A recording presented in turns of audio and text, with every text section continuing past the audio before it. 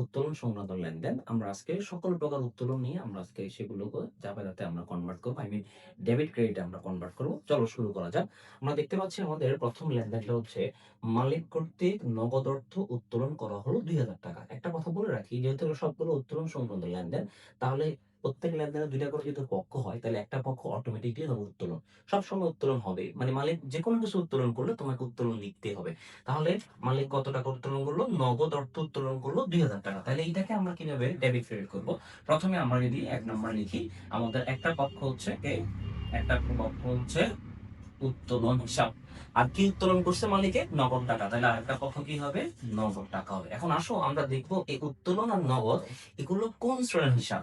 উত্তোলন হচ্ছে তোমার মালিকানা সত্ত্ব, মালিকানা সত্ত্ব, আর নগদ হচ্ছে সম্পদ।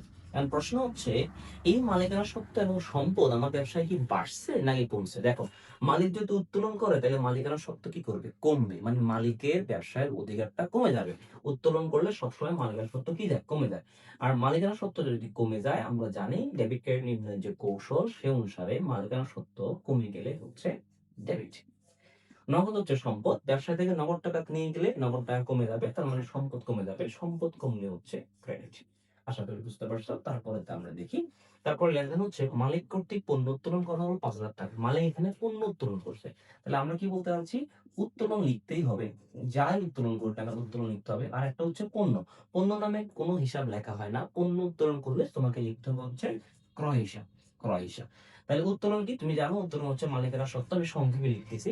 মানে মালিকানা সত্ত্ব। আর ক্রয় হচ্ছে ব্যয় হিসাব। ক্রয় হচ্ছে ব্যয় হিসাব। এখন প্রশ্ন হচ্ছে, উত্তোলন করলে মালিকের কি কমে যায়? অধিকার কমে যায়। মালিকানা সত্ত্ব কমে যায়। মালিকানা সত্ত্ব কমে গেলে কি হবে? ক্রেডিট। এখন ক্রয়, ক্রয় কি হিসাব? ব্যয়। তো মালিক যদি ব্যবসা থেকে পণ্য উত্তোলন করে, এতে করে আমার ব্যবসার পণ্য কিন্তু কমে যাবে। পণ্য কমে যাওয়া মানে হচ্ছে আমার ব্যয় কমে যাওয়া। ক্রয় কমে যাওয়া। ক্রয় কমে যাওয়া মানে হচ্ছে ব্যয় কমে যাওয়া। আর ব্যয় যদি কমে যায়, ডেবিট ক্রেডিট নির্ণয়ের কৌশল অনুসারে ব্যয় কমলে হচ্ছে ক্রেডিট। তারপরে দেখি আমরা, ব্যক্তিগত প্রয়োজনে ব্যাংক থেকে উত্তোলন করা হলো ৳১,০০০। এখন ব্যাংক থেকে উত্তোলন করলে কি হবে? মালিক ব্যক্তিগত প্রয়োজনে ব্যাংক থেকে উত্তোলন করলে প্রথম কথা হচ্ছে উত্তোলন আমাকে লিখতেই হবে। যেহেতু উত্তোলন করছে, সো উত্তোলন বরাবরের মতো হচ্ছে মালিকানা সত্ত্ব, এবং এটা কমে গেছে, কমে গেলে হচ্ছে ক্রেডিট। এখন আরেকটা পক্ষ কি হবে? যেহেতু মালিক ব্যক্তিগত প্রয়োজনে ব্যাংক থেকে টাকা নিয়েছে, তাহলে টাকাটা কোত্থেকে কমছে? টাকাটা ব্যাংক থেকে কমছে। তাহলে আমরা লিখবো হচ্ছে ব্যাংক হিসাব। ব্যাংক হিসাব, ব্যাংক হচ্ছে সম্পদ হিসাব। আর তোমরা জানো সম্পদটা এখানে কিন্তু কমে গেছে। ব্যাংক থেকে টাকাটা নিয়ে যাওয়ার অর্থ হচ্ছে ব্যাংকে টাকাটা কমে গেল। ব্যাংকে টাকা কমানো সম্পদ কমে যাওয়া, সম্পদ কমলে হচ্ছে ক্রেডিট। সম্পদ কমলে হচ্ছে সম্পদ কমলে হচ্ছে ক্রেডিট। উত্তোলন হিসাব মালিকানা সত্ত্ব, মালিকানা সত্ত্ব কমলে হচ্ছে ডেবিট। আমি এখানে বলে ক্রেডিট লিখে দিয়েছিলাম। তারপরে আসো দেখি আমরা, মালিক কর্তৃক ক্রয় মূল্যে পণ্য উত্তোলন। মালিক কর্তৃক ক্রয় মূল্যে পণ্য উত্তোলন করলে কি হবে? বরাবরের মতো আমাদেরকে লিখতে হবে হচ্ছে উত্তোলন, আর একটা হচ্ছে ক্রয় মূল্যে পণ্য উত্তোলন করলে আমাদেরকে ক্রয় লিখতে হবে। ক্রয় লিখতে হবে কি হিসাব? ক্রয়। সো উত্তোলন হিসাব এখানে এইটা, এই এন্ট্রিটা আর এই এন্ট্রিটা কিন্তু প্রায় একই রকম, তোমরা দেখতে পাচ্ছ সেম। মানে এটা উত্তোলন হিসাব হবে ডেবিট, আর ক্রয় হিসাব হচ্ছে ক্রেডিট। ৫ নাম্বার দেখি আমরা, সরি, মালিক কর্তৃক বিক্রয় মূল্যে পণ্য উত্তোলন। বিক্রয় মূল্যে পণ্য উত্তোলন করলে কি হবে? একই কথা। একটা লিখতে হবে আমাদেরকে উত্তোলন, আর একটা হচ্ছে যেহেতু বিক্রয় মূল্যে পড়ছে, আরেকটা এন্ট্রি লিখতে হবে হচ্ছে বিক্রয় মূল্য, অথবা বিক্রয় লিখে বিক্রয় মূল্য না লেখা বিক্রয় লিখি। উত্তোলন হিসাব সেম। উত্তোলন হিসাব হচ্ছে মালিকানা সত্ত্ব। উত্তোলন করলে মালিকানা সত্ত্ব কমে যাবে, কমে গেলে হচ্ছে ডেবিট। আর বিক্রয় হচ্ছে আমার আয় হিসাব। বিক্রয় কি হিসাব? বিক্রয় হচ্ছে আয় হিসাব। আয়টা এখানে কি করছে? বিক্রয় মূল্যে করলে আমার বিক্রয়টা এখান থেকে কমে যাচ্ছে। বিক্রয় যদি কমে যায়, আমরা জানি বিক্রয় কমলে হচ্ছে গিয়া, বিক্রয়টা এখানে করলে বিক্রয় বাড়ে। এখানে বিক্রয়টা কিন্তু বাড়ছে। কারণ মালিক আমার কাছ থেকে আমার পণ্যটা উনি বিক্রয় মূল্যে নিয়ে গেছে। বিক্রয় মূল্যে নিয়ে গেলে আমার কি হবে? আয় হবে। আয়টা তাহলে বাড়বে। আয় যদি বাড়ে তাহলে হচ্ছে ক্রেডিট। এরপরে আমরা দেখি,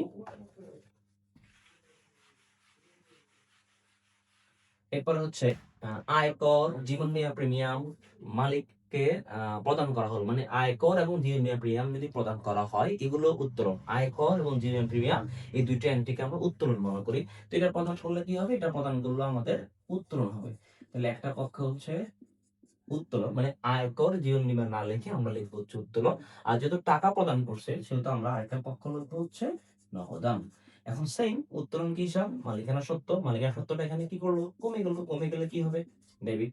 নগদান হিসাব, নগদ টাকা চলে গেল, নগদ টাকা হচ্ছে সম্পদ, সম্পদ যদি কমে যায় তাহলে হচ্ছে ক্রেডিট। এরপর আসো, ব্যবসা হতে ছেলে মেয়ের স্কুলের বেতন প্রদান বা ছেলে মেয়ের জন্মদিন উপহার ক্রয় বা স্ত্রী গহনা ক্রয় করা হলো 25,000 টাকা। মানে হচ্ছে মালিক যদি ব্যবসা থেকে ওনার ছেলে মেয়েদের স্কুলের বেতন দেয় অথবা পরিবারের জন্য কোনো কিছু ক্রয় করার জন্য টাকা নিয়ে যায়, সেটাও কিন্তু উত্তোলন হবে। তাহলে আমরা কি লিখবো প্রথমে?